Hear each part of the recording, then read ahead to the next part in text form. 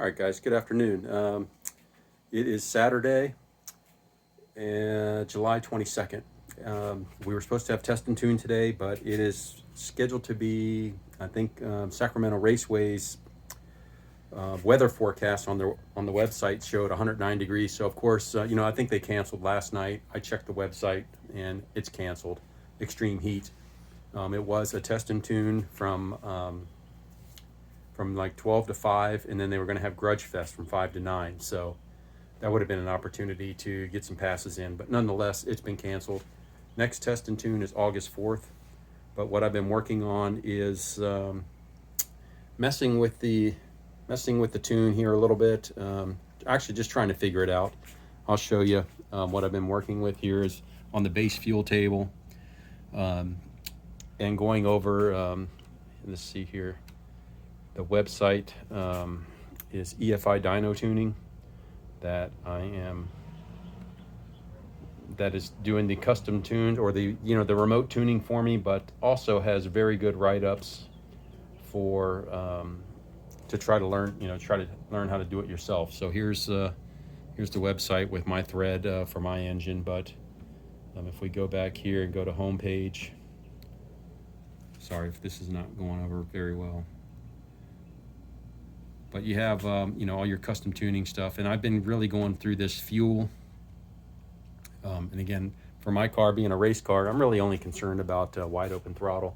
The drivability's fine. What I've done is from the last build where we had the TFS Stage 3 cam and a little bit lower compression, I'm using that as a base and just tweaking it myself. And then, of course, we did do the change in the fuel. I'm running a E25 blend to maybe compensate, give me a little more octane with the higher compression. So the blend I'm using is 4 gallons of 91 and 1 gallon of E85, and that gives you like 93.8 octane. So a lot of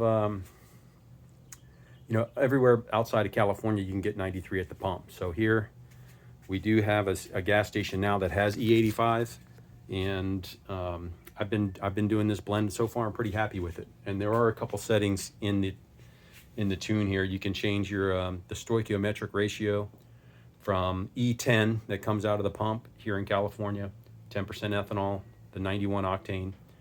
That is like a 14.0 stoichiometric ratio. And then when you add the 1 gallon of E85, your stoichiometric drops down to 13.22 or about 13.3. So I've changed that setting and changed the stoichiometric, and then there's actually a setting in TunerPro also in here where there's a setting in here where you can change the your total ethanol content. So going from 10% to 25, and that will adjust some of the tuning and the fueling automatically. On top of that, one thing you can experiment with this global fuel multiplier. So this goes like by your LAMSI, which is 1% or 1.0 is your stoichiometric no matter what you're running. So if you want to add 10% fuel, you can do 0.9 and then just hit update there, and that will add 10% fuel globally. So what I did here was, so in my base fuel table, as you go up in load and go up in your RPMs and everything, so it'll go from 1, then let's say at 90% load, it'll go to 875. So that's going to add, like 13.5% fuel. And then if you're going up to 1.2%, or not 1.2%, but up to 120% load, that's not theoretically where an NA car is going to be, but this was all in the fuel write-up, is to change these tables and basically add fuel as you're going up in load and RPM. So that's what I've done here. And then today what I did was, I let the car idle up, and what I'm trying to do with the fueling, and I'm no expert, I'm just trying to learn as I go, but what we're trying to do here is the LAMSI, we want to match the LAMSI with the wideband. And so that means the car is getting the fuel that the computer is telling it. So we are pretty close. If anything, we're slightly on the rich side, which I'm fine with that. And then when I did rev it, I moved the rev limiter up to 7,000 RPM, which is my shift point. And I know it's not under load, but just to make sure I'm in the ballpark, I did change the rev limiter to 7,000. When I did rev it out there, the wideband did show, it went to 0.8, and that's right about what the computer is going to ask for, 0.875.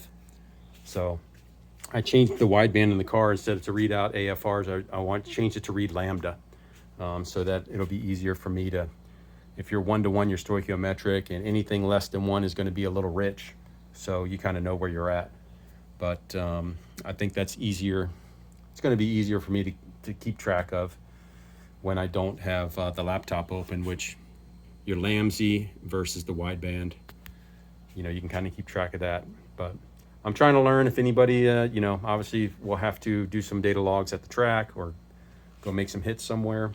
But nonetheless, trying to learn as I go. As you can see, we did get it up to, you know, full operating temp. The fans kicked on.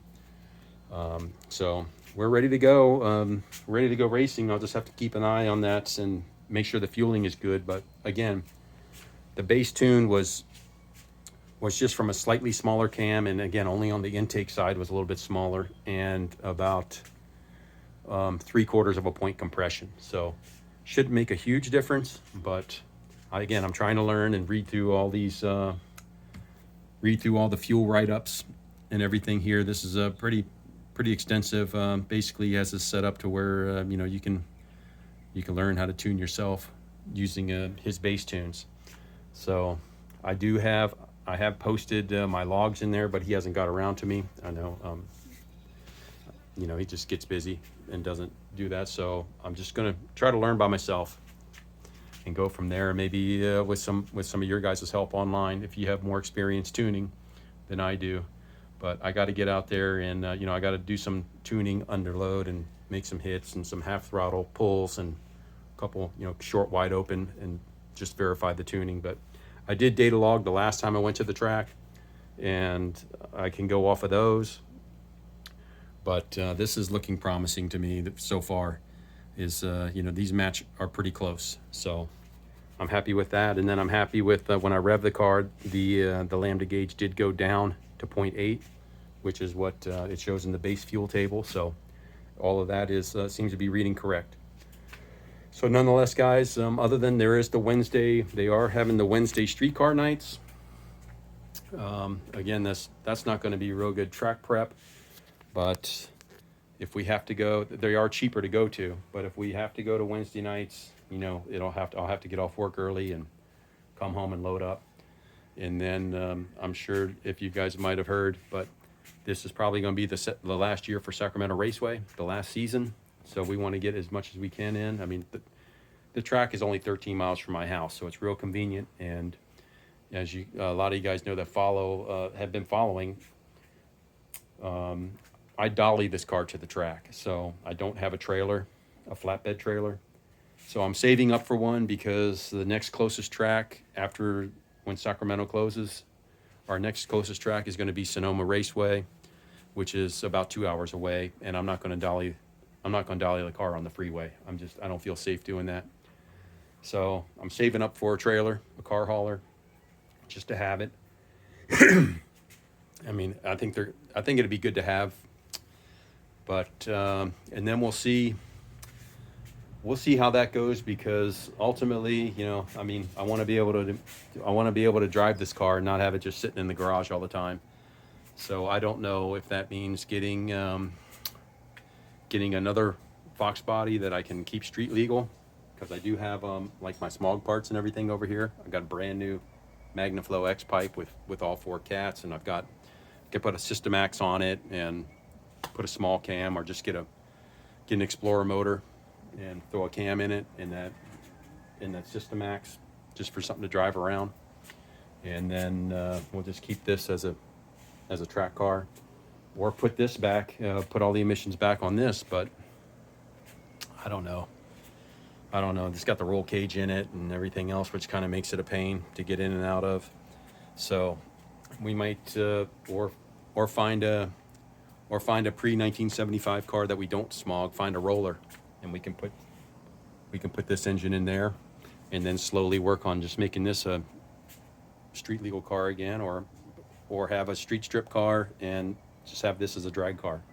I don't know. I mean, I'm gonna have to cross that bridge when I get there, but I'm already preparing to save up and get a flatbed trailer, you know, a car hauler, car trailer.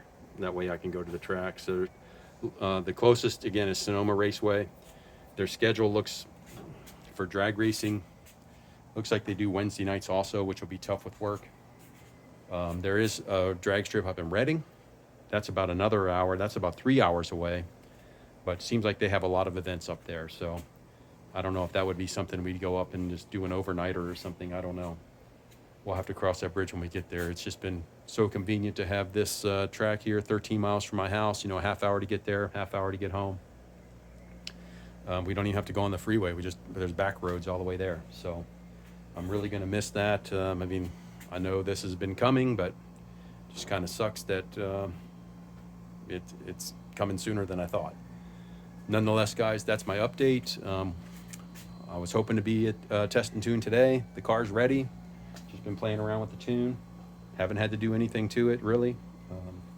It's running good. It's actually probably the best sounding, quietest engine I've built. All my other ones have had a little bit of noise. This one seems to run nice and quiet for, you know, a big, almost a 600 lift cam and everything in it. So it seems to run pretty quiet and smooth. So hoping we can get some power shifting with this TKO 600, get us into the 10s. And then once we have our 10-second slip, you know, we'll spray it with 100, 150 shot, see how far down we can get it. All right, guys, that's my update. We'll be at Test and Tune or maybe one of these streetcar nights, but I know their track prep is not there for, you know, for slicks. So that's my least, that's the least, you know, option that I want to bank on. I'd rather just wait for a Test and Tune. And again, August 4th looks like the next scheduled one. All right, guys, thank you. Thank you for watching. Thanks everybody that subscribes and follows along with these antics and all the trials and tribulations we go through here. And as much as we're on the job training here and all the fails, a few wins, but a lot of fails, a lot more fails than wins. But that's just the nature of learning on the job and the nature of messing with these cars at the track. Anyway, guys, hope you're staying cool this summer. It's, like I said, it's like 109 out here today, so we are not racing. Wife and I are going to get some lunch and then probably hang out by the swimming pool. Thank you. Have a good weekend.